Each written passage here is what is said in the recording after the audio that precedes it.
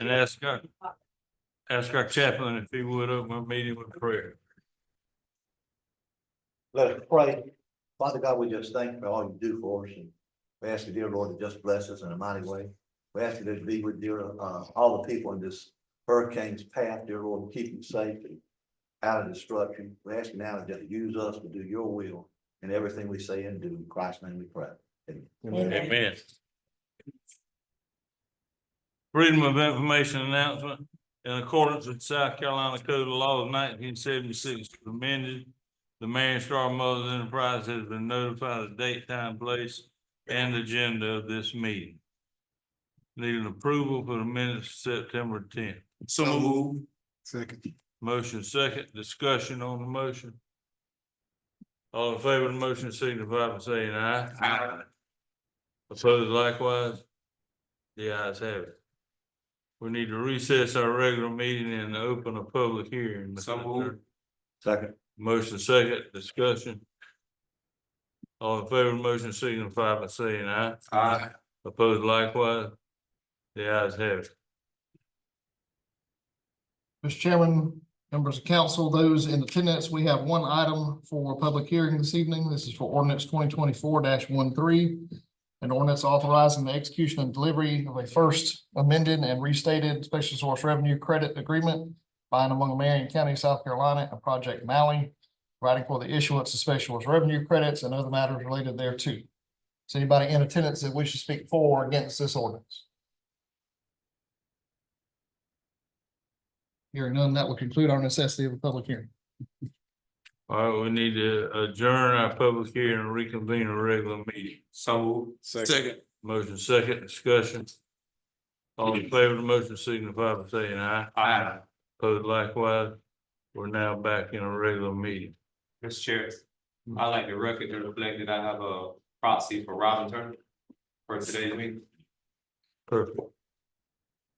You got that, Sabrina? Yes, sir. All right, resolutions. I know we have one pending that Ms. Davis was going to take care of. Other than that, I'm not aware of anything else we have. Ordinances. Thank you, Mr. Chairman, members of council. We have two items, one third reading, one first reading. So for third reading, this is ordinance 2024-13, an ordinance authorizing the execution and delivery of a first amended and restated specialist revenue credit agreement by and among Marion County, South Carolina, and Project Maui, providing for the issuance of specialist revenue credits and other matters related thereto. You've had a full copy of this ordinance since first reading, I believe, and this is the one we just had the public hearing about, so we need to take action on third reading, please. So moved. Second. Got a motion, got a second, any discussion? All in favor of the motion signify by saying aye. Aye. Opposed likewise? The ayes have it. Item B is a first reading, just to remind you and those in attendance, no action is necessary to be taken. Simply reading the title is sufficient. First reading of ordinance 2024-14, an ordinance authorizing the execution and delivery of a fee in lieu of ad valorem tax and incentive agreement by and between Marion County, South Carolina, and a company known to the county as Green Diamond, acting for itself, one or more affiliates and or other project sponsors, provide for a fee in lieu of ad valorem taxes, certain infrastructure credits, and other incentives to include the project within the boundaries of a multi-county park, to modify building permit and review fees consistent with foregoing and other matters related thereto. That's all I have. Thank you. Committee reports, committee number one Nothing. has nothing, committee number two, Mr. Tenney, There's nothing at this time. legal update. I do not have anything in this section, but I do have a necessity of an economic development matter to discuss with you in executive session, please. All right.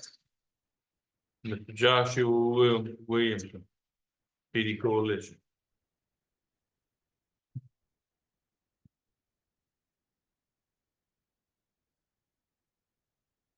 Greetings, Council. My name is Joshua Williamson with PD Coalition, and I am the county coordinator.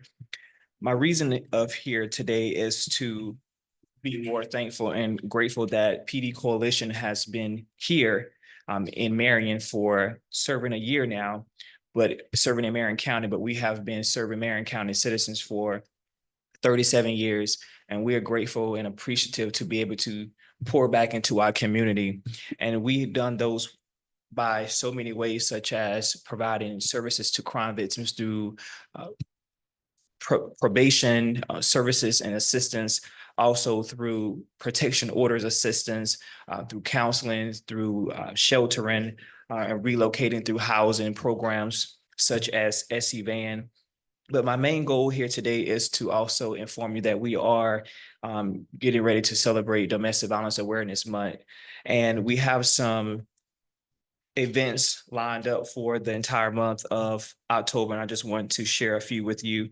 On October the 1st, we will have a Paint the Town Purple, and that's going to be downtown Marion.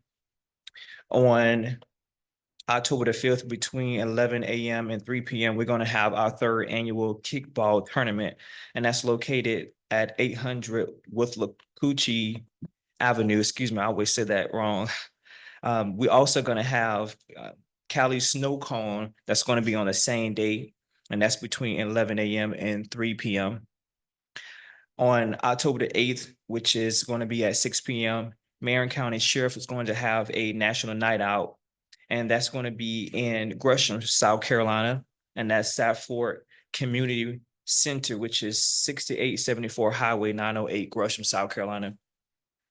On October the 24th at 6 p.m., we're going to have an Evening to Remembrance, which is a partnership with Nichols, the town of Nichols, excuse me.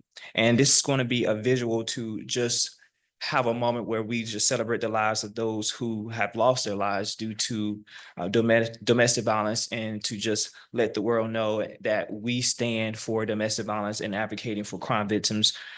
On October the 31st, between 10 a.m. to 12 p.m., we're going to have a Love Thyself After Trauma, which will be located at Marion Opera House, and we will have a council member, which is Councilman Fred Goss, is going to be the speaker. We also have Gwen. She has a few information that she would like to present to the board as well. Excuse me, to council as well.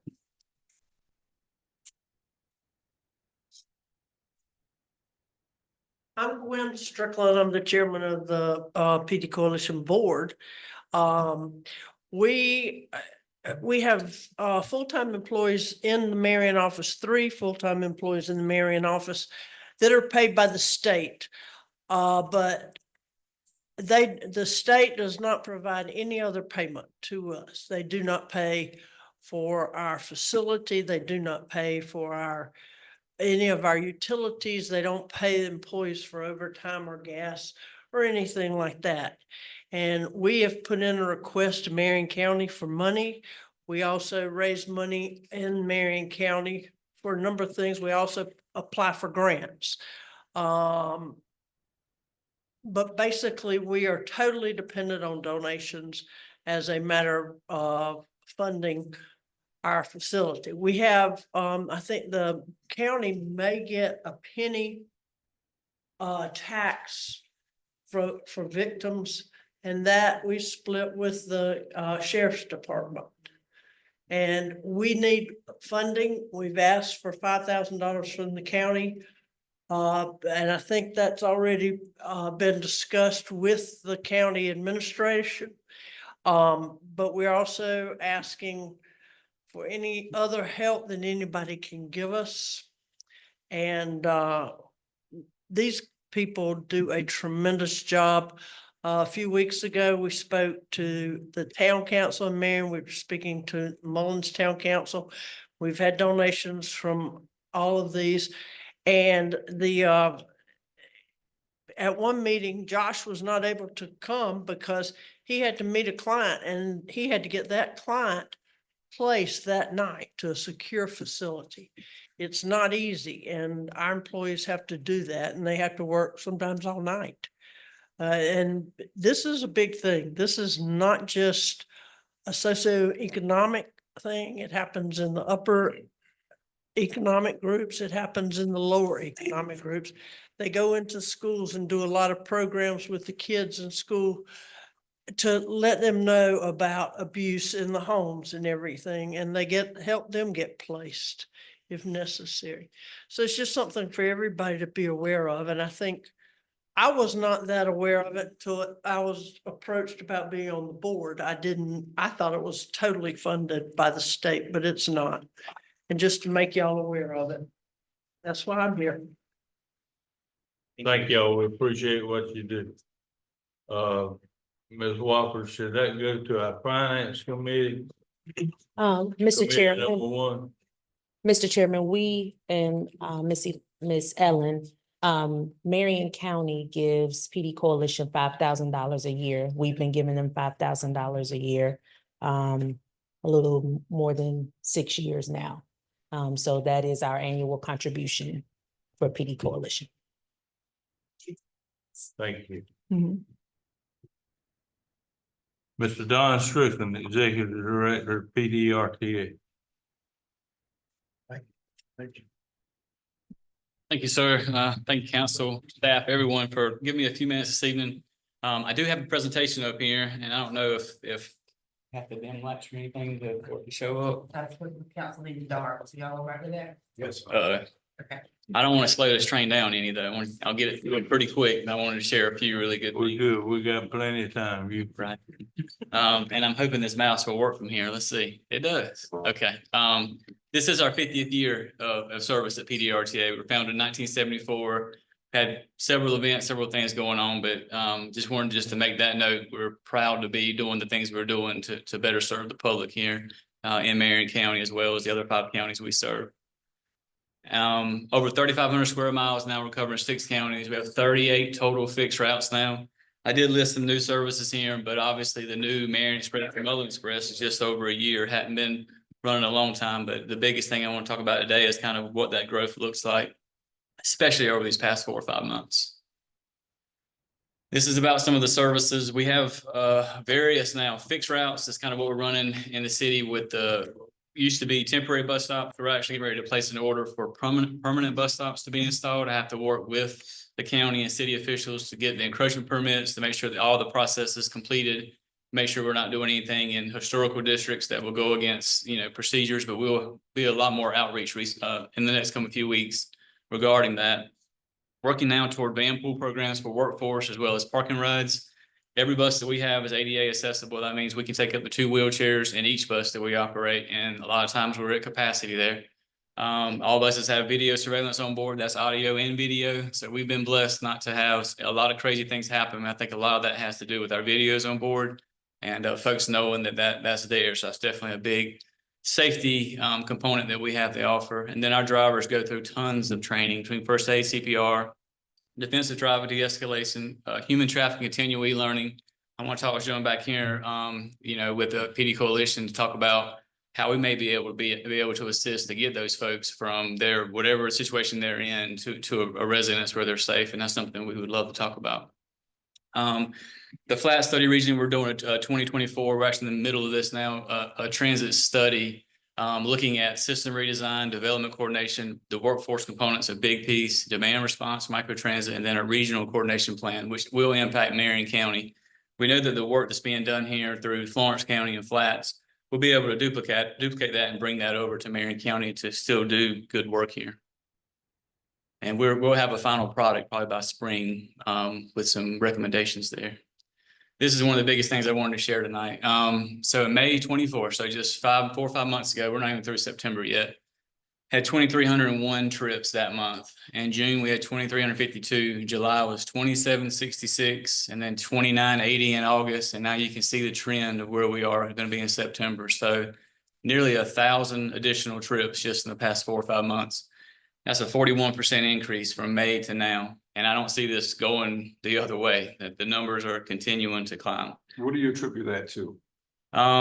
There's a number of things. I think there's starting to be more awareness. We have started putting our temporary bus stop signs back out again. I just think that cost of ownership of vehicles for used cars and new cars have a lot to do with it. I will say that we're seeing a lot more workforce. I think there may be some people that's looking again to get back into the job force, and they at that point they don't have reliable transportation, so they're using the services to get to and from work. About 52% of everybody that steps on our bus today they're going to and from work. What's the definition of a trip? A trip is a passenger boarding the bus, basically. Just every time somebody comes on the bus. Yes, sir. So right now in Marion County, we're averaging about 7 trips per hour. So for instance, in Marion, we're running a 9-hour day. That means on average, we're doing seven different people get on the bus every hour. So that's 63 trips on average a day. Some days we're doing about 100 just in the Marion Express. And some days it's a little bit lower than that, but the average is 7 trips per hour. To give you an example, Columbia, South Carolina, their passenger trips per hour is about the same. So we're doing the same amount of flow. Obviously, we're running smaller buses. We don't have the big transit buses that hold 40 people in the city of Mullins and Marion, but the ridership numbers are very similar. So we're seeing, that being compatible. I do think that, we're running hour headways. Some of the places are running 30-minute headways. In the future, as we continue to grow, that's something we have to look at, being able to make sure. Right now, the Marion's doing a little stronger than the Mullins. Like this past month, we had almost 1,500 trips just on the Marion, over 1,500 trips on the Marion Express route. Some of those trips are Mullins feeding into Marion. So some of that, when they get to Walmart, they're transferring, going to other places. So it kind of balance. I mean, there's, some of that Mullins folks are using the service, but they're contributing to the Marion numbers because they're boarding the Marion bus to get into Marion as well. And it does work both ways, but for lately it's been more so Mullins coming this way with some of the services. But How do you decide where I see these little signs says PD RTA stop here? How do you decide where to put those? So right now the temporary signs is based on a fixed route. So that's where the buses are running. Some of that's derived based on just historical data. Some of it's based on just customers calling and saying, hey, we're at this apartment complex and you're not close enough. Is there a way you can modify the route, get closer to us? So we try to go to where the need is. So a lot of times it's related to that, but all that started 2 years ago in a public hearing process whenever we were taking feedback from the general public on where to build these routes and how to establish them. The one thing we're doing is we're getting ready to make another change probably in the next next 30 days, just another revision to reach an audience that's having to walk almost a mile to get to a bus stop. We actually can make a small tweak in that schedule. We have to look and see who's going to be impacted by that. So we look at ridership, our on-off counts. Our drivers are doing daily logs, tracking where folks are getting on and off the bus. So we use all that data to be able to make decisions on what makes the most sense for the public. Thank you. Yes, sir. So they just, like I said, I think we're definitely headed in. I mean, you're averaging now 36,000 trips a year. And I don't see that slowing down. It's going to continue to grow there. We talked about the job piece, meeting a lot lately with AESC. And before I get that, I do want to say that one thing that I hope to do is work with economic development, work with progress, and I really want to get these routes established for workforce in Marion County. Right now, we're running basically essential services from about 8 o'clock to 5 o'clock. We need buses running, taking people to work every day between 5 and 6 and 7 a.m. They're begging for it. We just got to figure out how to make it happen. The federal funding is there, but we really would love to. We're doing it in other areas. Right now, Reese Foods in Florence, we're probably doing 240 trips a day just to that plant. And we're doing Performance and Harbor Freight. Right now, they just re-engaged. They tripled their revenue for us as far as local support, and we're going to end up having 4 dedicated buses and drivers taking the workforce to work every day, covering every shift they have. The last time you were here, I think you spoke about potentially getting vans where one person can drive the vans and pick up people in their local neighborhoods. Yes, sir. Have you guys made any progress on that? That contract is in place, and we just finally got the grant pushed forward. So we'll have van pools on the road within the next 30 to 45 days. And typically that's going to be 4 to 7 passengers. So maybe let's just use DNA for just, if they have a group coming in, they can have one employee that would be able to be a main driver. Then you have a backup drivers in case the main, but then they'll pick up those 4 or 5 clients. They keep the van or the SUV at their home. Typically it's a 5 to 7 passenger vehicle, and their shift times are similar most of the time, so they can pick them up, go to work. The driver typically rides fare free. The other employees, because PDRTA will be putting in a portion of funding, and then typically what you see is that the industry kind of matches that or does something similar. There's also tax revenue credits for that, so the employee, if they are paying anything, they're able to use those funds to put back toward their taxes whenever they file taxes every year. So it actually reduces their net income, so that would help them too, but yeah, we can, I most certainly see that happening, soon, and like I said, I want to get with some of those groups as soon as they'll have me and present and talk again about how we can make this happen, because ideally we would do that before an AESC comes in and recruits, a lot of people, because we want to, you want to establish what you have here to do a better job, that way we're keeping jobs local. Obviously, some of that, they're going to pull folks, but we want to do a better job. Personally, I want to do a better job locally with workforce, making sure people have access before, the other big players step in and start looking at that. But just turnover, the recent reduced turnover rates, what they found with public transportation or anybody with transportation issues is that a lot of their turnover is with a certain subset or group of employees. And those employees, whenever they're surveyed or doing exit interviews, oftentimes it's attendance issues related to transportation. So we're able to help kind of reduce that turnover rate as well. I'll read that. Internships is something I've kind of spoken to the district about, and I love, we're doing a great job over in Darlington County right now, and I've shared that with you guys, but we're picking up from 4 different high schools, taking juniors and seniors to work every day. And it's a great program, and it's going very well. And the biggest thing about that program, I don't know if it's here or not, but 65 or 70% of those high school students, they're getting full-time jobs whenever they graduate. They're staying on with these places they're going to. This is like Sunoco and Carolina Pines Hospital and Parksville and doctor's offices, law offices, different places, but it's been going really well, and I would love to duplicate that in every county that we serve. Don, Yes.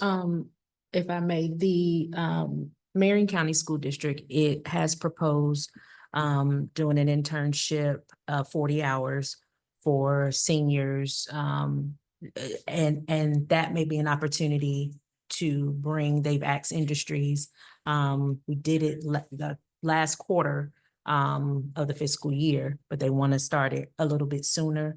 I would love to maybe get you and the county and the school district together to talk about, because we had about 6 interns here in the county. And one of the challenges was transportation. They had to wait till the parents got off for them to get here, so it decreased their time. Yeah. So if we can work that out, I see that being something similar to what you're doing in Darlington. So we're picking up from the high schools. They get out early semester. We pick them up, take them to work. We actually bring them back to high school. By the time the parents are off work most of the time, 5:30, 6 o'clock, and they're picking the kids up from school. So it's something that certainly, we can duplicate and use as a best practice in your county. So that would be great. So, I would. Another piece I've been talking with a few different folks about the bus shelters, and we know that's going to be a need. Obviously, the bus stops is probably more important right now. We've identified several areas where we have just a lot of ridership, a lot of folks waiting out in the elements in July in the middle of the sun, waiting for the bus to get there, and having this type of service. We get 80% federal funding for bus shelters, bus stop amenities. We have to come up with 20% local match to make those things happen. So I do hope that Marion County will be, one of the next. We're doing 12 in Parksville. And it's just another example of this is the Viola Foundation that kind of came up. I've talked to several other key players, and I think that we're on the right track to make this happen. I just want to kind of share that. So this is just a few things. Bus shelters without Wi-Fi access. Eventually, I'd love to have low floor, heavy duty rural transit buses in Marion County. Right now, we're running, we call it a modified, it's like a cutaway bus, modified. You've seen the smaller buses. The issue with those buses is they're not low floor, they're not kneeling. So for your senior passenger, so these buses that you're seeing in that picture have a fold out ramp, and our bus has a lift that has to be deployed from about 36 inches. It's a process. You can load a passenger, a wheelchair passenger on a heavy duty bus in about 3 to 4 minutes less than you can on the buses that we're running. So it helps with on-time performance. It helps with just anything, the safety piece of it. If you're in a wheelchair, you're 4 feet off the ground, it's not a comfortable situation when you're beside the road. So being able to go into a bus like that makes a big difference. The bus shelter design, don't get into all that. That's a good example right there. They see that the lady in the wheelchair. That's what we currently have, but she'll never have to be in that position if we have a low floor heavy duty bus. They basically just roll right onto a ramp and they're in the bus. But anyways, and when they go off the bus, they're trying to get away. Education, obviously, I just mentioned some of that, but we want to be a part of that conversation and see what we can do to be able to assist. I talked recently about just dedicated sustainable funding and different measures on how to pull that off. I know that y'all have a capital sales tax thing kind of moving forward now, but for transit authorities across the state, when we were envisioned and came up 50 years ago, when the authorization made us an entity, basically there was two options. One was either the referendum for a capital sales tax or either road use fees. And same thing that your technical schools, sometimes some places there's ambulance service, EMS. It is definitely a resource and a service, and there's options there.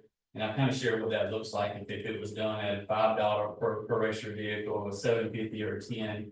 But it would be tremendous in allowing us to be able to do a lot of these really great things that we're doing in some of these other areas. And I just hope that is on the radar. I certainly appreciate the county, kind of where we are now and from where we've been. And I appreciate the support to get us to where we are today, but there's still a lot of opportunity and things that we can do to just improve overall kind of what we're doing and how I want to go with all of this.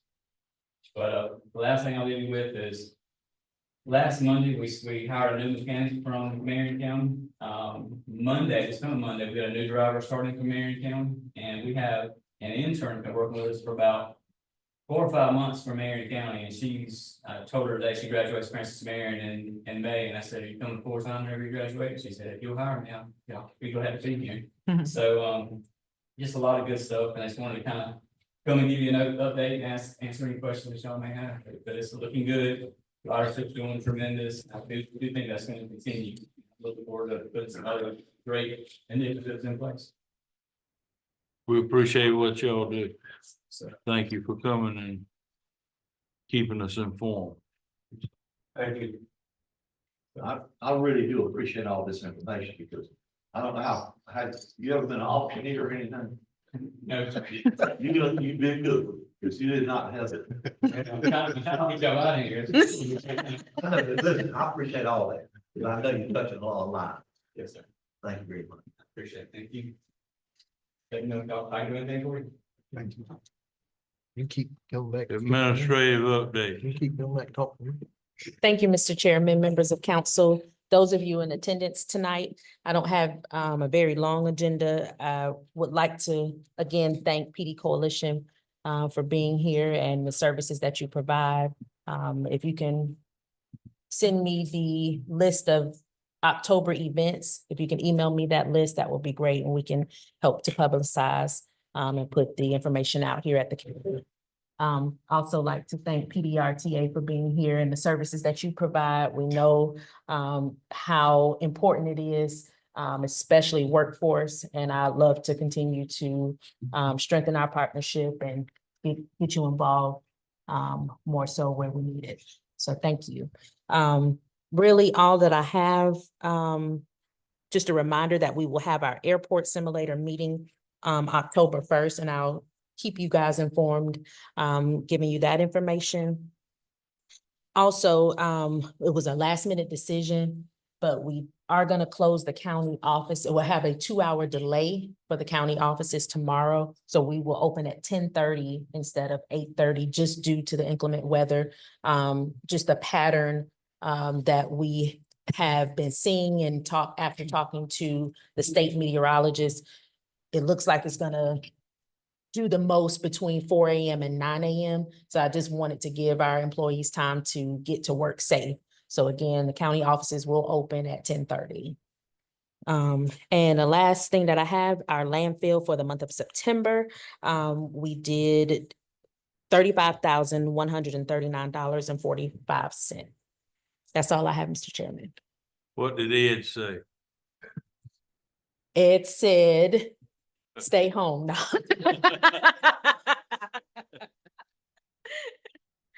All right, requests and comments by members of council. Here, no, we need. Just let me say real quick, I want to thank, I didn't get a chance to say this last time, the folks who worked on the Britton's Neck Park to refurbish it. They did an outstanding job. That was years overdue. And all of those who came back home for the alumni celebration, hundreds of people were greatly pleased to see that and to be able to experience that in a great environment, in a clean refurbished park. I do have a request. Can you have at least 2 trash containers sent down to the Centenary Community Center?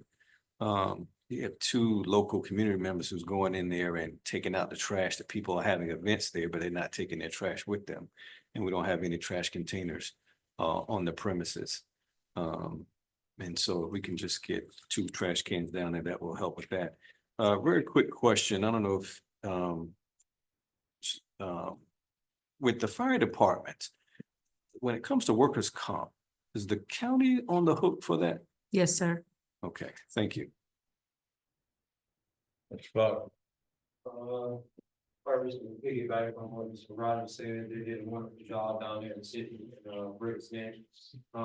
Quick question. Our parking needs for our parks and centers that we have. Correct if I'm wrong, there's no alcohol or anything like that prohibited on our park grounds, correct?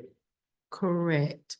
I've noticed that there are some missing signage on some of the parks. I've also noticed that some of the parks aren't consistent with the rules. So that is something that I can look into and making sure that we get the signage consistent across the board. It's been said that our parks can have alcohol and all kind of activities on them, not knowing if we was aware of what was going on or.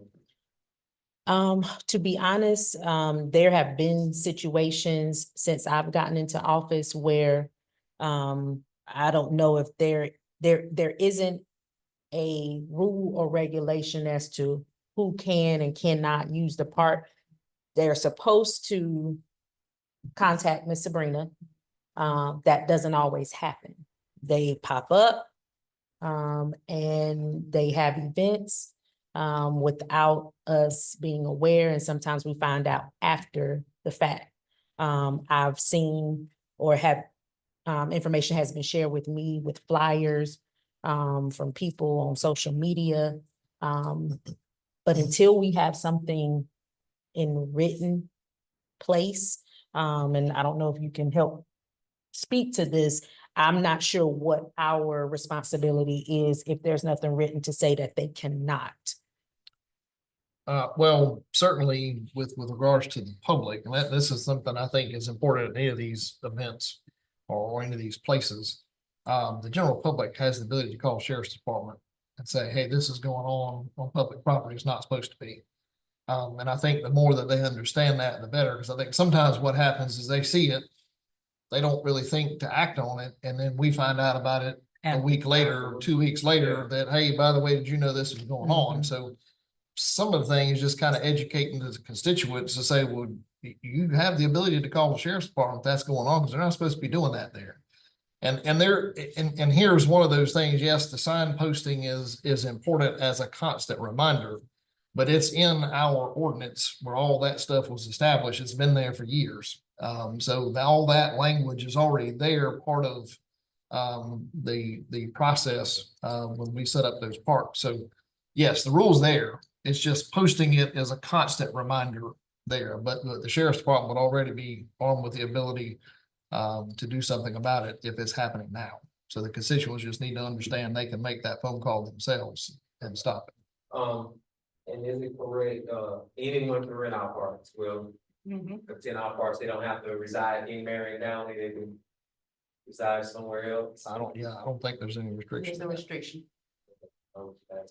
Another thing, the Centenary Community Center, I understand that we rent out the South Center, correct? We rent out the South Center, that's free. They charge. They charge. The Centenary building, are we not charging for that building?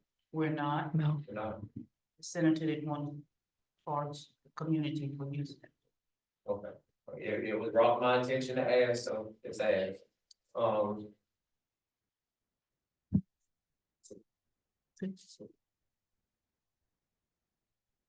to your point, I will get those signs.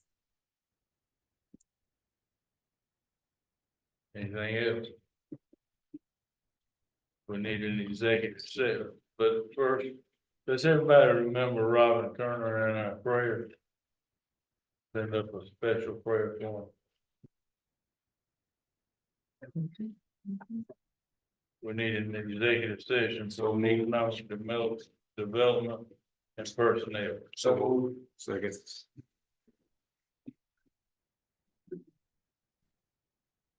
Thank you all.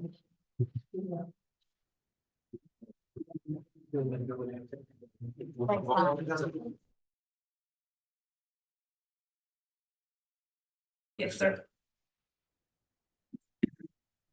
We went in executive session for an economic development and for personnel. Contractual. No action was taken. We need to come out of the executive session. So move. Second. Motion second, discussion. All in favor of the motion signify by saying aye. Aye. Mr. Chairman, I want to move that we make a modification regarding our project SIPI, give a 6-month extension and for the part of the project that requires vertical construction. Second. Motion second, discussion. All in favor of the motion signify by saying aye. Aye. Opposed likewise, the ayes have it. Anything else for the Yes, good of Marion County? I want to make another motion to approve our auditor contract, 3-year contract at the same price. Our auditor is Kenneth Cobb out of Mullins. So second. Motion second. All in favor of the motion signify by saying aye. Aye. Opposed likewise, the ayes have it, motion carries. Mr. Attorney. Oh, I don't have anything else. I'm sorry. I was waiting on somebody to shut it down and I was gonna come up there. Anything else for the good of Marion County? Look, we adjourn.